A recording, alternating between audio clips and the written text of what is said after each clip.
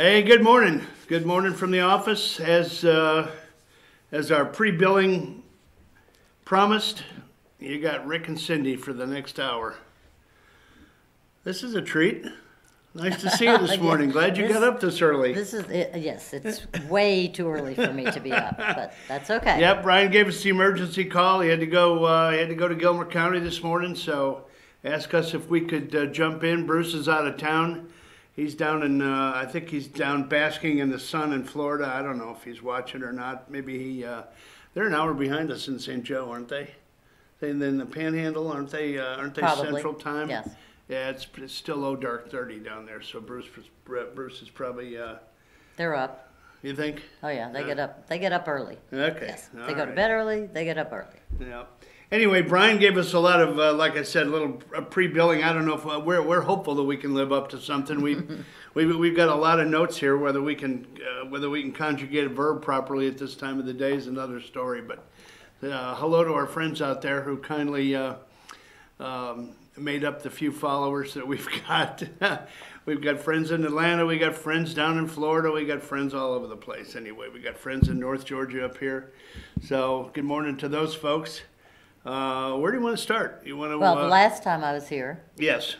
I told Rick last night that I was 2 for 2 because the last time I was here, I was asked to come in and talk about Stacey Abrams. Ooh. But before we did that, I got the privilege I was given the privilege, I guess, by Brian he wanted a women's view on the Kavanaugh hearings, which were going on at the time.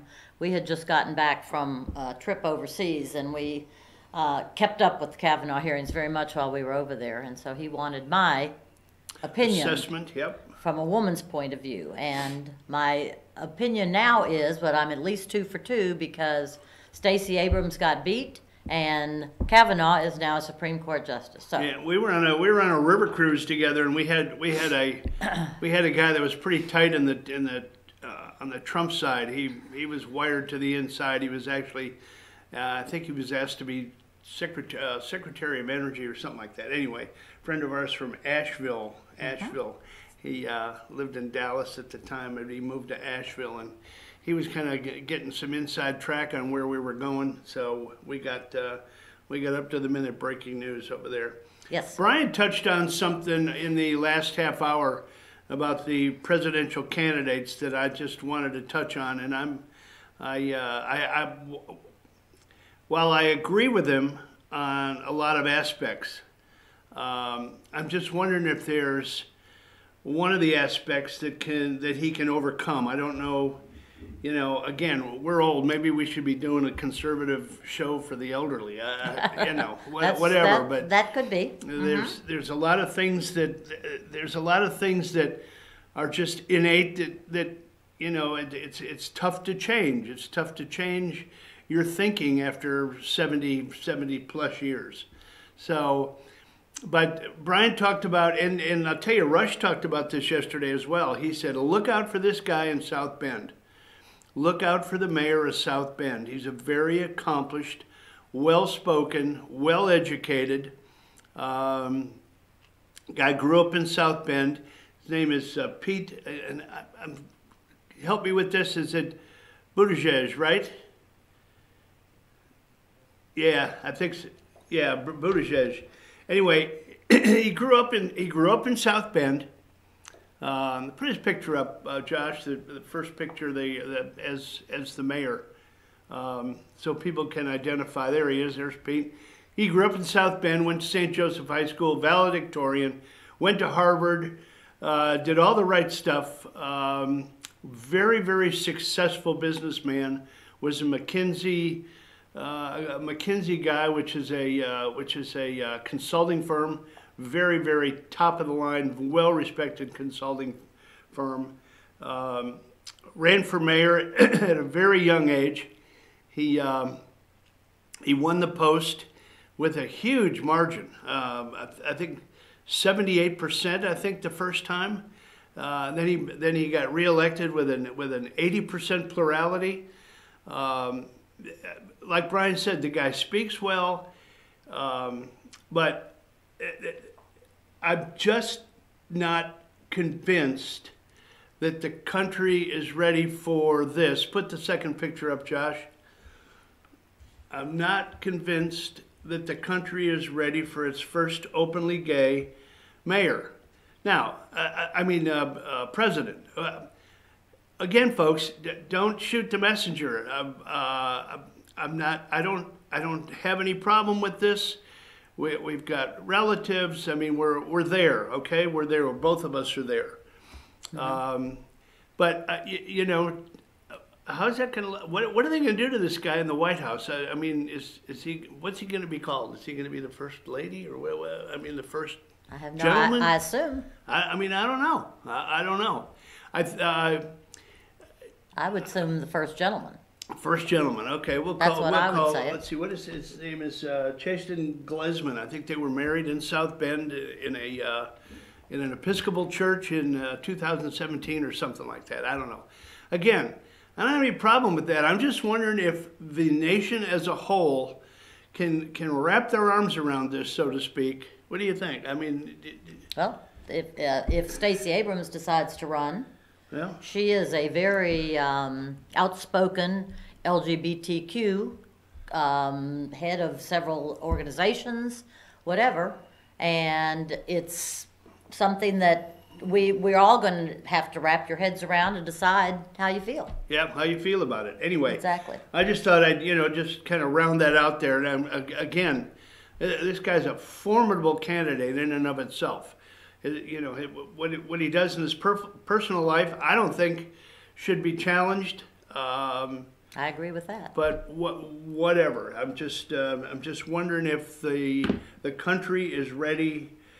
And then we've got Cory Booker. There's rumors that fly around Cory Booker all the time. Openly gay vegan, allegedly, whatever. I just don't know whether we're ready for that. But well, anyway, if they run, we'll find out. Yeah. Stacey Abrams talking about running. Yes, Stacey Abrams is talking about running, and her platform is going to be about voter suppression.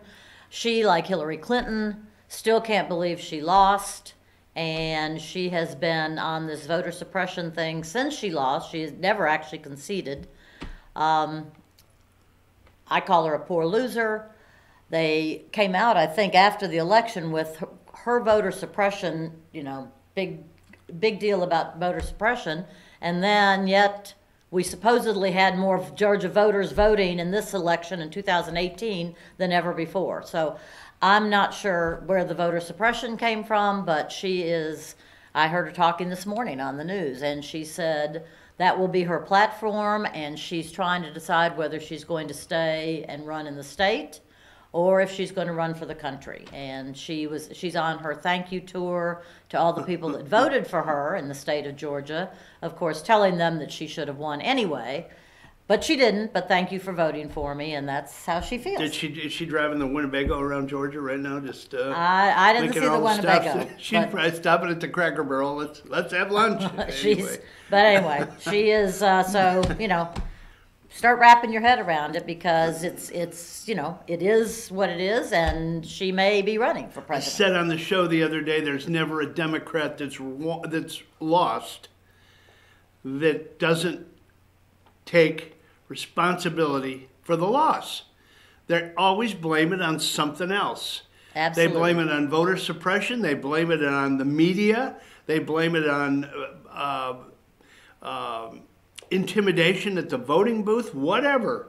They just can't come up with the fact, like Hillary, that she's just a pea-poor candidate. Oh. I mean, she was a corrupt candidate. A corrupt candidate. And that's coming out big time, like Brian said. I mean, how shocked can the world be when they bury stuff like Lisa Page? Confirmed to me under oath that the FBI was ordered by the Obama DOJ not to consider charging Hillary Clinton for gross negligence in the handling of classified information. I mean... Well, Hillary's blamed everybody. I think she's now... someone's now blaming the media, and I can't remember who. But anyway, she's gone... there she is. Those deplorables, that's her face. When she sees those deplorables, it's just about as much as she can stand. Those are the same deplorables, by the way, that are going to judge the South Bend mayor. I mean, just I won't go back to that. No. Sorry, that's a great pick up there. But that's Josh. a great picture of Hillary because she tries not to show that face too often. But somebody said that she's also, that's why a lot of people thought she was going to run in 2020, because they said they thought she had had another facelift and was getting ready, for her big times on the screen and so on and so forth. She and Mika. But she and Mika, yeah. But anyway, Hillary's blamed everybody from Comey to deplorables to the press to the, to the people that worked for her to everybody but her. She was not corrupt.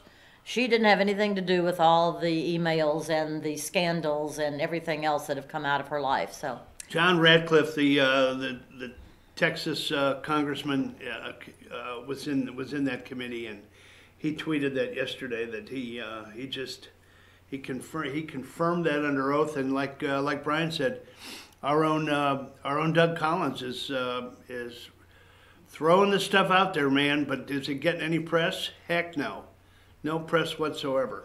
It's just.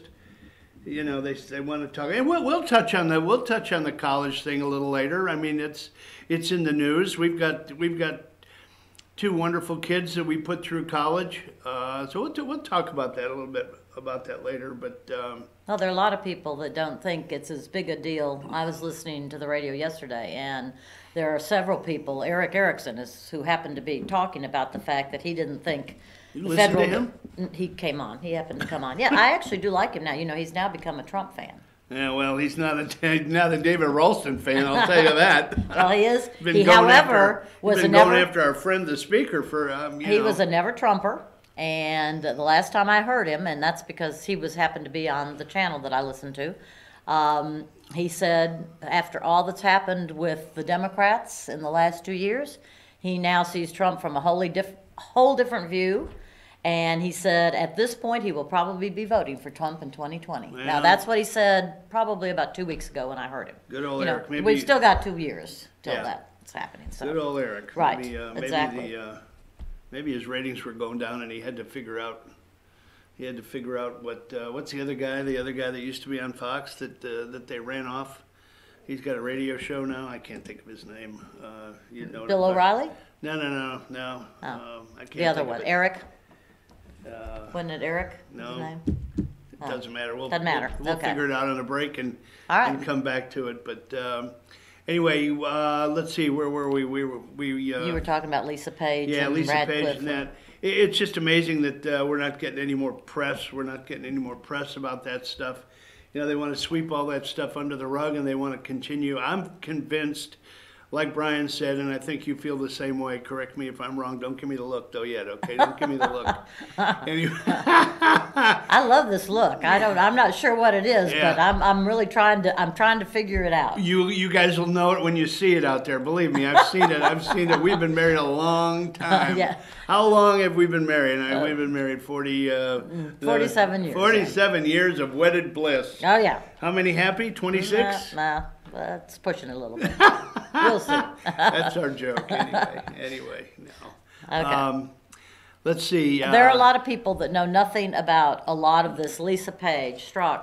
It's amazing to me. Strzok. If people, just even on the internet, I know if you're only watching one channel or the other channel or whatever, but I brought up one time, I said something to a very good friend of mine about what did you think about the dossier? They had no idea what I was talking about. I asked about what they thought about McCabe and Strzok and Lisa Page, and they looked at me like I was green. There are people who, because they only watch mainstream media, have no idea that, to me, and I lived during Watergate and a whole lot of other things. I'm old. I'll admit that. I'm old. But if you're not on the internet on occasion, if you're not watching Fox on occasion, if you're not watching other channels on occasion, there are people that don't know this is going on. And this to me is so much bigger. This is a much bigger scandal than Watergate, anything else of that type. This is huge, but the mainstream media won't cover. Is it Why won't they cover it? Okay, is it because they're looking to the millennials? And let me tell you, nothing against the millennials, but these, other than Josh maybe. Josh, are you a millennial? Technically, by his age, he said, I don't know if he was live on that or not, but technically by his age, I guess he is. But Josh does not think like a lot of the millennials, and they don't pay any attention. No, well, they don't. A lot of them don't watch news. Period. They get their news from through the internet. What? Facebook. They get the internet. They get their news from Twitter. Mm-hmm. They get from their social medias where they get their news. Exactly. And what's the social media doing? They're controlling the content. Right. You know, they're allowing them to see. It's like education. You know, you're a retired educator. Right. What do you see in education now? You see the educators totally controlling the narrative, controlling the content of what they're teaching. I mean, well, the sad part is we're jumping around a little bit, but well, that's okay, because that's going to lead us, or what I'd like to talk about next, into Alexandria Ocasio-Cortez, who is a product. This is what, several people who are not her big time supporters say is her problem, part of her problem, because of coming out of our now public education system, which is very sad to me, because I'm a huge public school supporter. I've taught. Yeah, we're both public school advocates. Right, I've taught in public school, I've taught in private school, my children went to public school, and I'm a huge advocate of public school. But my kids had political science when they were in school. They had civics. They learned about government. They learned about what happens in government. I would venture to guess that if I asked them, tell me your definition of socialism, they would be able to give me a decent definition of that. Unfortunately today, and I'm not even sure in colleges what they're talking about if they have these classes, if they have government classes.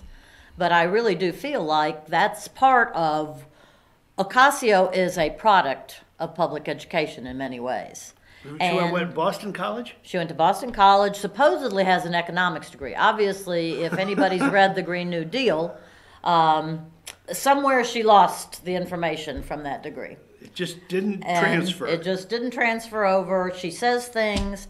My biggest thing, and her biggest statement over the weekend, of course, was talking about former President Ronald Reagan and FDR, and how Reagan is a racist. There could not be a bigger lie. Reagan was not a racist. Reagan never, her big thing was pitted the white working class against minorities to screw over all working class Americans and Hispanics. He did no such thing. Reagan was a huge defender of the African Americans, of the Spanish, of the Latinos. Reagan did none of that type of thing. He literally he was endorsed by Ralph Abernathy, Charles Evers, and Hosea Williams, all of whom are very large in the field of black Americans that have done a lot for the black African Americans in this country. Also, Colin Powell was his national security advisor. Colin Powell. He also... What color is Colin Powell? He's a black man, isn't he? Yes, yes he is. He's a very smart black man. Worked with the Bushes quite a bit. Yep. Okay, he also appointed many African Americans to government positions. And he happened to be one of the people that signed... The person that signed the Civil Rights Act. Oh, excuse me. I thought you were going with the birthday. He signed... No, I'm sorry. That's right. Not the Civil Rights Act. He signed Martin Luther King's birthday holiday. Yep. The bill that made the birthday of the Reverend Dr. Martin Luther King Jr. a national holiday. In that, at the signing ceremony, in America in the 50s and the 60s, one of the most important crises we faced was racial discrimination. The man whose words and deeds in that crisis stirred the nation to very depth of its soul was Dr. King. Now our nation has decided to honor King by setting aside a day each year to remember him and the just cause he stood for. That's Ronald Reagan.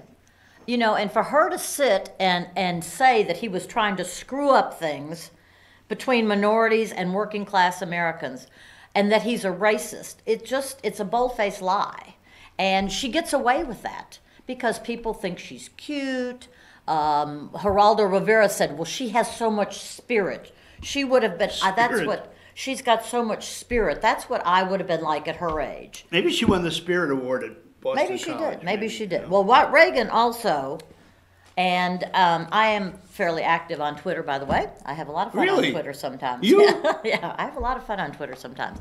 But Reagan also said, it isn't so much that liberals are ignorant. It's just that they know so many things that aren't so. Which describes Alexandria Ocasio-Cortez to a T. And I did send her this quote and told her that on Twitter. Don't you love when Rush says her name? Alexandria Ocasio-Cortez. The Cortez, yes. Yeah. And I wish I knew how to speak Spanish so that I could say it better. But anyway, she has been, she was all over the place on talk shows this weekend, very liberal talk shows. And then she went after FDR and the New Deal. I agree with her. There were some shady things about the New Deal and so on. He's a Democrat. She obviously didn't like what he stood for or what he was. But anyway, the more she talks, I guess the better it is. It's better for the 2020 elections in my book. Well, yeah, the Republicans will hang their hat on everything liberal, everything progressive, everything socialist. They're going to hang their hat. You watch, and it's right out there for the picking. It's the low-hanging fruit. If the Republicans don't take advantage of this, oh my gosh, of so many things. Obsession. Late-term abortions, infanticide after a baby's born, the socialist actions, the New Green Deal. No airplanes, no cars. We know all of that. It's been going around forever. It's all ridiculous. But remember also that Ocasio-Cortez was elected by 13% of the people in her area. 13%. That's because good old Joe Crowley thought he had it in the bag and never went out there and campaigned. Right. Just goes to show you, folks, Democrats and Republicans alike. Exactly. You don't get out there and rub elbows with your constituents, with the people that can put you in office. Don't expect to be elected. It's that simple. Well, and never assume that somebody else is voting for you. Voting in this country, we all have to realize, is such a privilege for us to be able to go out and vote. And it's a right, it's a privilege. Go out and vote. Don't ever put your life into somebody else's hands by not voting. Remember, voting in a federal election is not a right. It is a privilege. Correct. States, yes, you have the right to vote in your state. But federal elections, the voting is a privilege. Look it up if you don't believe me. Challenge me. Go down the rabbit hole. I've done it. It is a privilege. Also, remember that Stacey Abrams thinks illegals should be able to vote. Now, where this country got to a point where they think if you're not a citizen, you're allowed to vote for the people that are going to run this country is beyond me. But then again, maybe it's something I lost along the way. I don't know. It just seems so hypocritical to even say an illegal immigrant.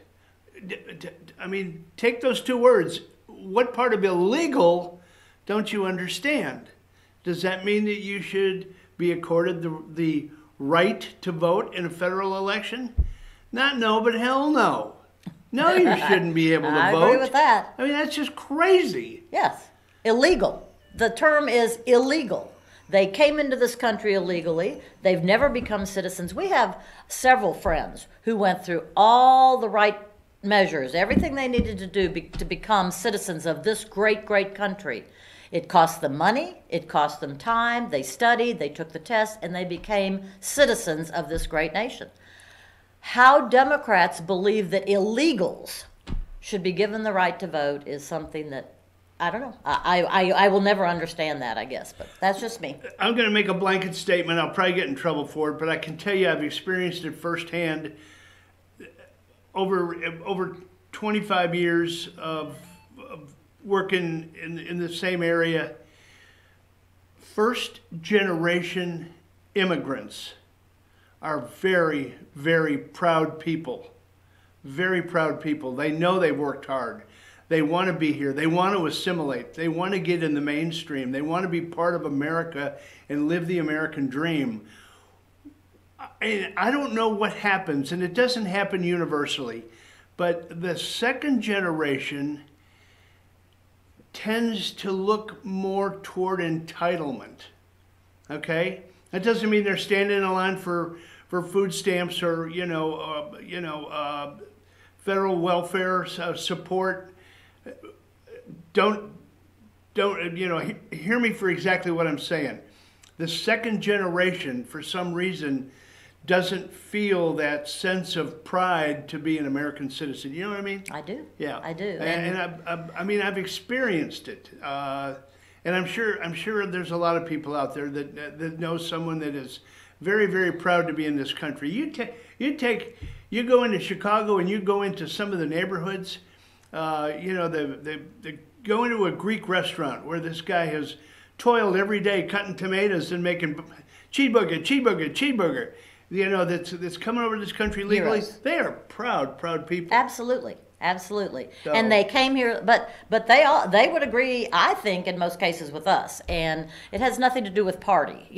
Well, it does. The Democrats need some illegals to vote, that's for sure.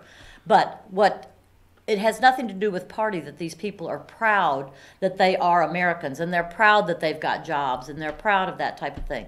Then you have people that come along and, a lot of the socialists, the ones that are yelling, well, why not be socialists, have never been to a socialist country. We've been to socialist countries. We've talked to people, and these aren't countries like Venezuela that obviously we all know right now is in a mess. But these are countries over Sweden, over in those areas. And we've talked to people over there. And yes, they have some socialists, but very few of them can own their own homes. They're taxed at the 80 and 90% rate. They're not happy about that. They've never known anything else. And when they talk to people from America, from the United States of America, they want to know all about this country because they hear so many wonderful things about this country, about being free, about owning cars, about owning homes, about being able to travel, things of that type. So we've been very, very be proud Americans. Yeah, we've been very, very fortunate as Americans, as a couple, to be able to travel to some of these areas. And Cindy's right. I mean, it's just amazing. They want to hear about, if they've never been to the U.S., they want to hear about this, that, and the other thing, and it makes you proud. It does. It makes you proud to say that we're from here, and to have all these socialist platforms become so prevalent in with the slate of candidates that have so far declared in the Democrat Party it's disheartening. Well, I love, and when Ocasio-Cortez said capitalism isn't sustainable, we've sustained it for quite some time now, and it seems to have been, working pretty well. Yeah. Granted, we all would love to see, the middle class maybe having more of what they want to do. But a lot of it's just opportunity, a lot of it's other things. But to say capitalism is not sustainable, I think that's another one of her faux pas. Yeah, well, we've jumped around quite a bit here in the first half hour. I've had fun. You've had fun? Was it worth getting up early? I don't know. I'll think about it. Yeah, right. I thought I was going to get the look. I thought I was going to get the look on that one. Anyway, we're substituting in here for Brian, who ran over to Gilmer County to I think he's making some kind of a presentation at the commission meeting. I'm not sure, but he called us yesterday and put out a 911 alert that he really needed some help. So I don't think I conned you. I think you kind of like being here. You just don't. You're kind of a closet. I am. I just get on Twitter and talk. I talked to my friends. Yeah, talk to your friends. My There you go. friends made a statement Yeah. that right before the election, 2016, of who was going to take me to an institution if Hillary won. So, so I obviously must state what I think pretty often. I think you do. I think you do. Anyway, it's let's take time to recognize some of the people out there who contribute to the economy of this show. Those dirty capitalists out there. That Small business owners. Yeah, the small business owners. That there's so many. That are thriving now. We appreciate them. We appreciate all the sponsors for Fetch Your News, and so we're gonna take a few minutes and pay homage to some of those sponsors. Then we'll come back and maybe we'll talk a little bit about college. Maybe we'll talk about Tucker. a little bit about Tucker Carlson, who's getting railroaded. They're trying to railroad my Tucker. Yes, they are. Tucker's the man, the myth, the legend. We'll talk about that a little bit and a few other things here. So, Josh, take us to break. We've had some fun. We'll continue after the break.